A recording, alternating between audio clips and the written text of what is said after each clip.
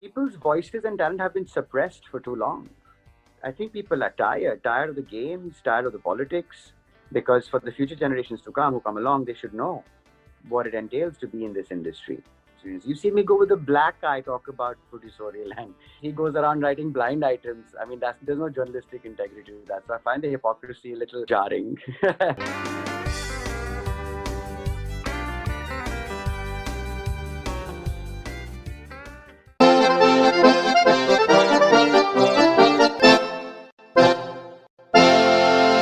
You posted several stuff on your Instagram about uh, quite a few experiences that you've had. You posted a poster of Shanghai, and you said that it can be made in the context of Bollywood right now. The way things are right now, it's under fire. A lot of things are being said, and there's a lot of noise all around. How do you sum up what is going on as of now? Because it's people's voices and talent have been suppressed for too long. So while it is over the top and even innocent people are being called out and some people are taking advantage of it, it has to happen. It's the result of a few people in power suppressing voices, suppressing talent, conditioning and honing talent in the way they see them to be and not in the way they inherently are. And so that frustration has built up and pent up, and there's all sorts of people that come within the film community, and I think people are tired of the games, tired of the politics, and they could not do anything because they weren't given a voice. There was danger of sacrificing whatever little they had because there were no platforms.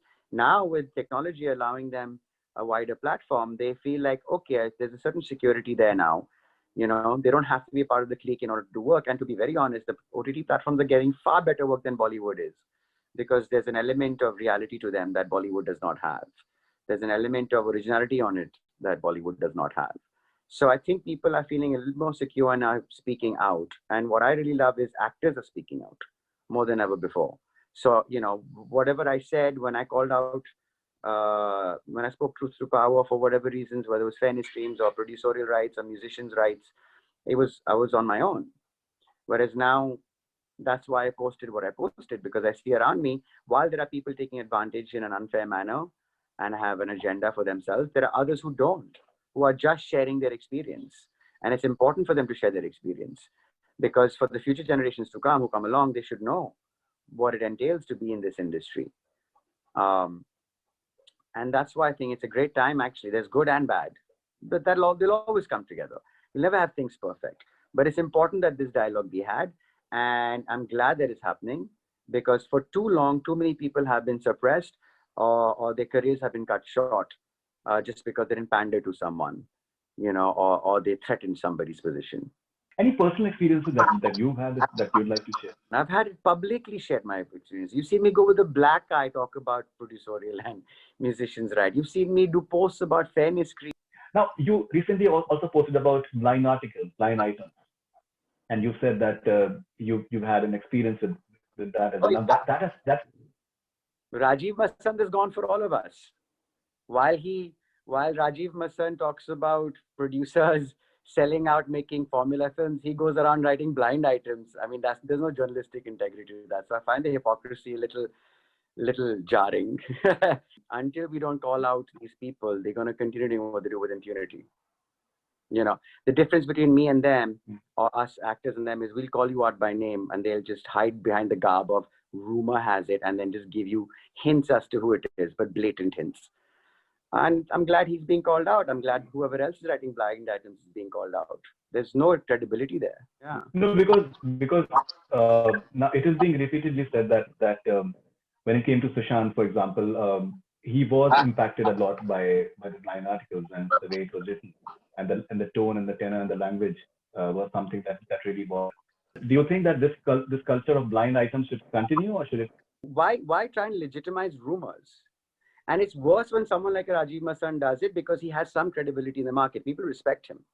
And then he gives hints like which are pretty obvious as to who he's talking about. And that will affect somebody's mind. Yeah, I mean, I'm fine. It doesn't make a difference to me. I haven't pandered or catered to anyone. I've spoken to power entirely in my career. I have not come up with anybody's help.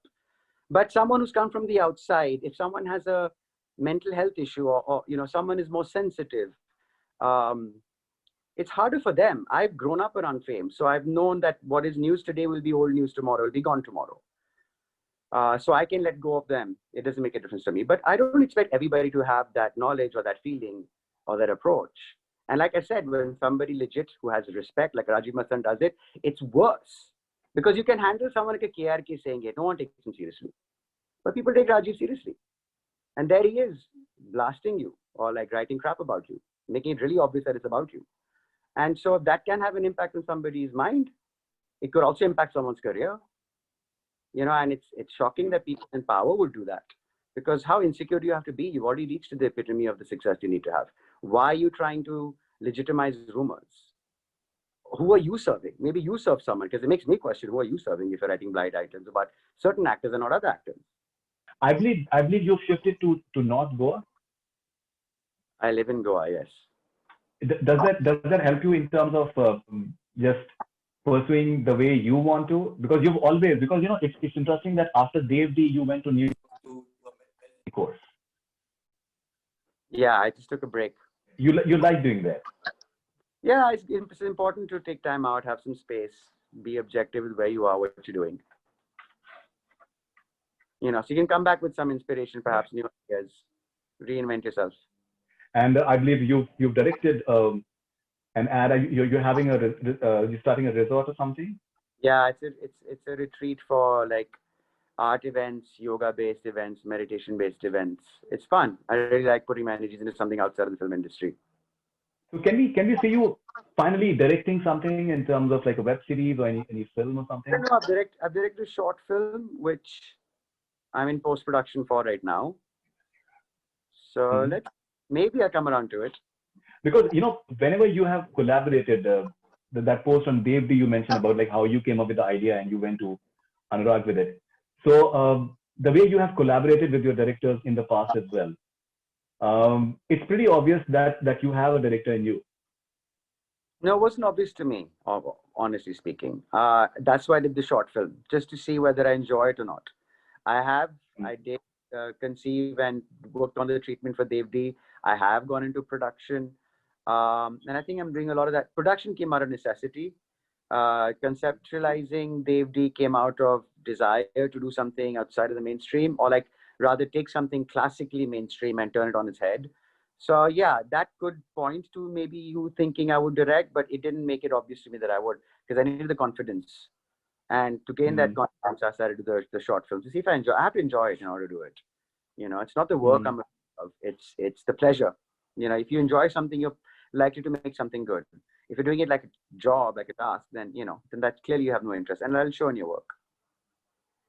Okay, what about writing? Because when we see your Instagram post, there's this very obvious that there is a writer in you.